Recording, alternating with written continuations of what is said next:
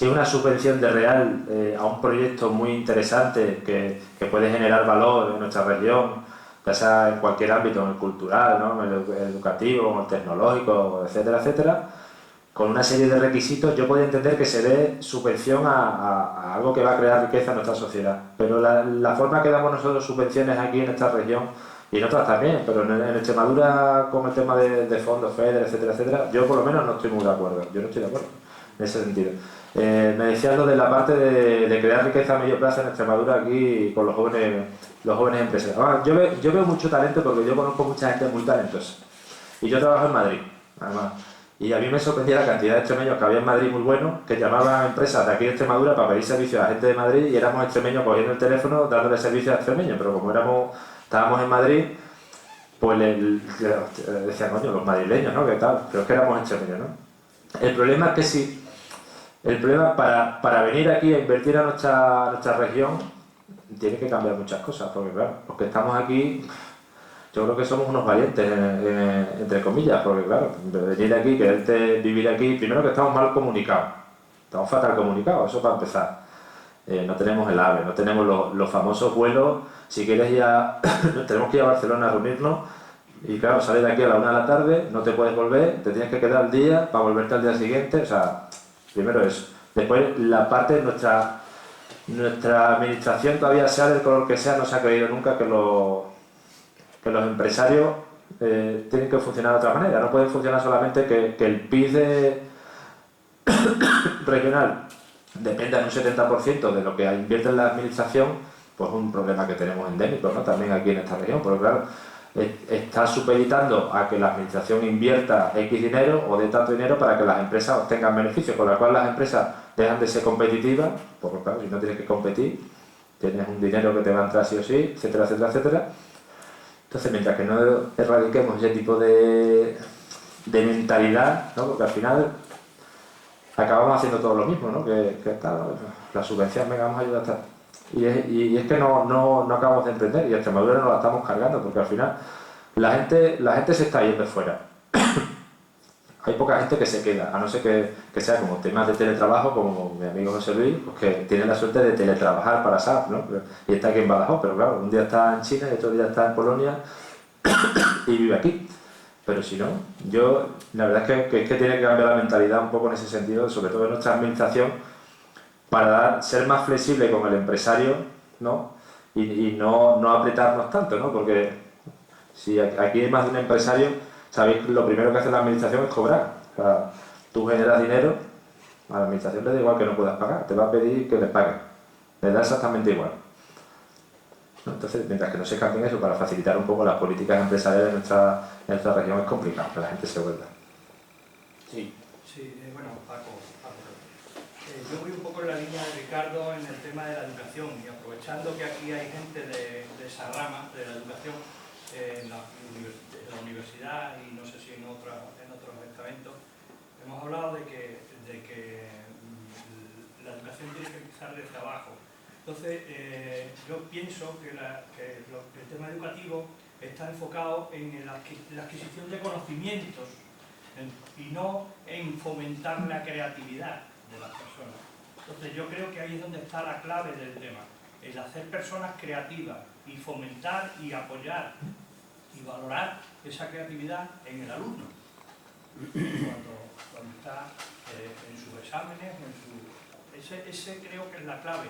Y la clave de la administración debería ser, por un lado, en orientar la educación en ese sentido y por otro lado, en apoyar aquellas iniciativas y aquellas que son creativas, ¿no? Porque tú has hablado de emprendimiento, has hablado de tu experiencia personal, pero creo que en tu experiencia personal lo que más hay es creatividad, porque tú has ido a emprender en un sentido y después has encontrado la iniciativa por otro lado porque te ha surgido por lo que sea, porque eres creativo, no porque eres emprendedor, sino porque eres creativo.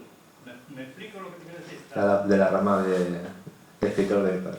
Claro, entonces o sea, tú tienes una idea de negocio, pero después la puedes modificar y la puedes adaptar porque eres creativo y porque lo has adquirido desde pequeño o porque va dentro de ti, porque lo has vivido en tu familia o por lo que sea.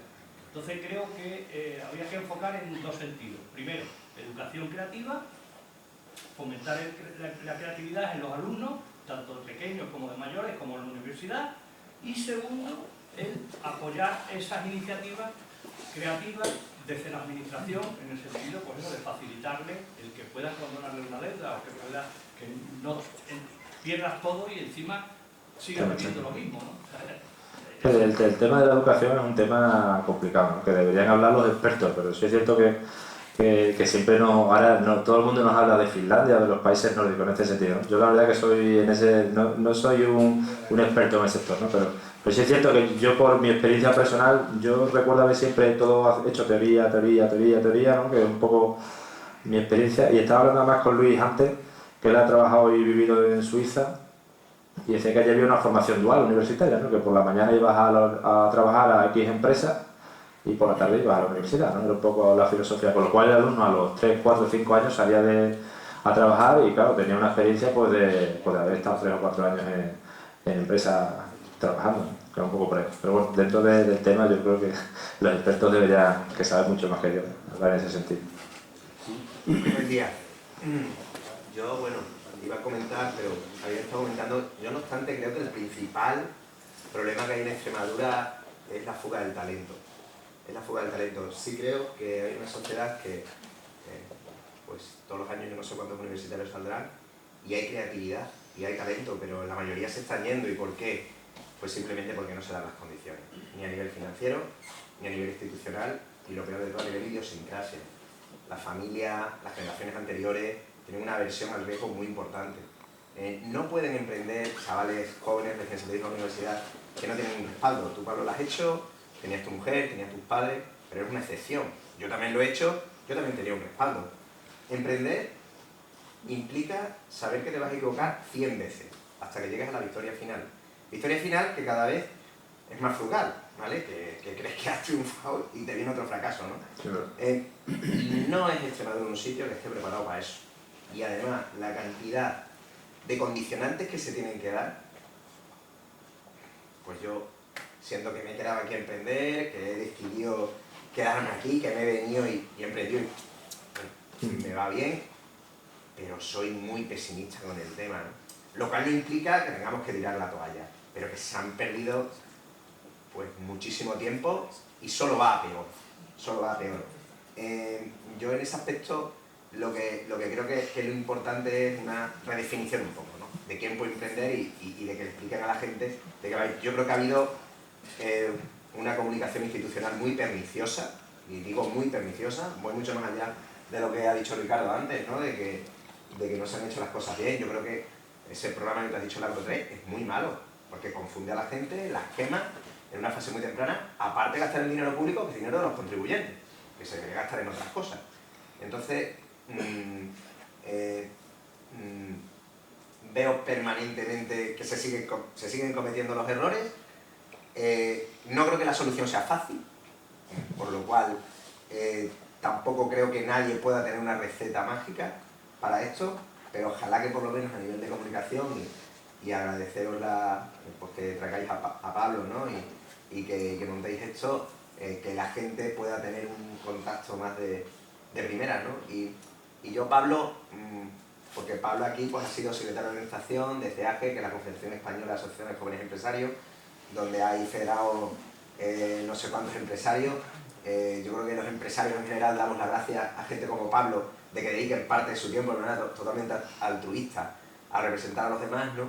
Y lo que me gustaría es que nos contaras un poco, allí en CEAGE, has comentado algunas cosas, pero también cómo ves de útil ese tipo de vehículos, ese tipo de asociaciones para dar otra imagen de lo que es el empresario. Yo pertenezco a esas asociaciones y no me atrevo a defender a los empresarios. ¿Por qué? Porque entre los empresarios pues hay muchísima gente que es que, y son el estereotipo y es la imagen, ¿qué se hace ante esas circunstancias? Es decir, peyorativamente el empresario, y se nos vienen a la cabeza, pues no sé, varios que salían hoy en el autobús este que ha lanzado Podemos en Madrid, ¿no?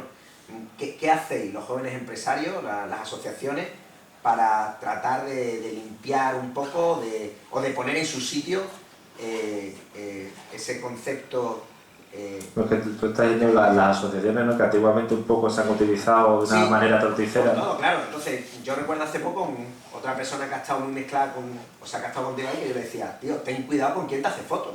Claro. Vas por ahí haciéndote fotos con todo el mundo. Ten cuidado. A ver a quién te arrimas con quién te hace fotos. De esto hace 4 o 5 años. Se ha arrepentido de varias fotos, ¿no? Digamos que... Entonces, ¿qué solución ponéis a eso? ¿Cómo proyectáis eso? Bueno, vamos a ver, el tema de las asociaciones empresariales, tú que has estado dentro y perteneces ahí todavía no, tú sabes que es complejo. Como joven empresa. Que es complicado, ¿no? Porque venimos un poco de, por decirlo de alguna manera, por lo menos lo que todo el mundo tiene en su imaginario popular, que las asociaciones de los mayores, ¿no?, han utilizado las asociaciones en beneficio propio, ¿no? Va un poco por ahí, ¿no? Al final, ¿no? O sea, había un interés muy alto en ser presidente, tal, ¿no? Entonces venimos las asociaciones de jóvenes empresarios, que además nos ha costado movernos mucho porque no teníamos recursos económicos, como bien sabes, ¿no? Encima, desde la Confederación Nacional se insta a todas las asociaciones regionales que nos tenemos que sustentar de manera privada, por lo menos hacer el esfuerzo, ¿no? Porque luego había otra tendencia también en los jóvenes empresarios que estábamos cogiendo de los mayores, que era para buscar la supervivencia de las asociaciones, era buscar captar fondos públicos, ¿no? O sea, pues me presenta un programa de no sé qué, o metal, y con eso yo pago más o menos mi estructura, etcétera, etcétera, ¿no?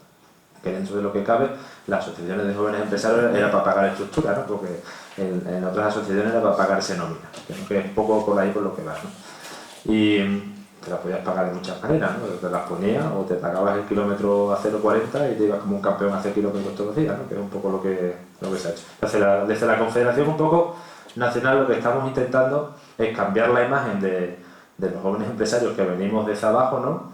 Diciendo, oye, nosotros no somos esto, nosotros somos totalmente diferentes. Primero porque las asociaciones aquí nadie de la asociación cobra, ¿sabes? O sea, nadie tiene un duro que cobra, etcétera, etcétera. Y luego somos muy reivindicativos, mucho más que los mayores. ¿Por qué? Porque seguramente a lo mejor, primero porque lo hemos mamado y seguramente porque no tenemos ningún tipo de interés detrás por no ser reivindicativos, con lo cual somos muy quejicosos y lo que hacemos es quejarnos, ¿no? O sea, yo he estado en reuniones que han invitado, pues, viste, ¿no?, a Montor, etcétera, etcétera, etcétera, y en esas reuniones somos muy quejicas, o sea, metemos trallas y luego sacamos una nota de prensa con las reivindicaciones, ¿no?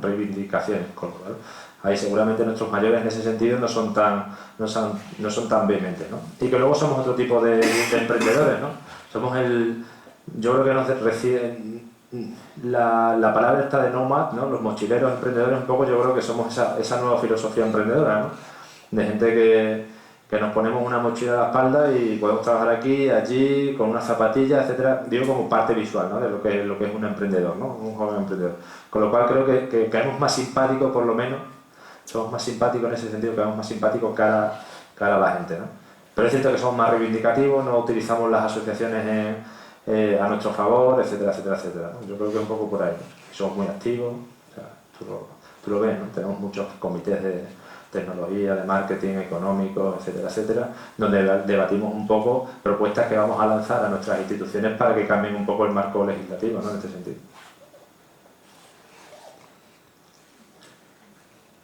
¿Algo más?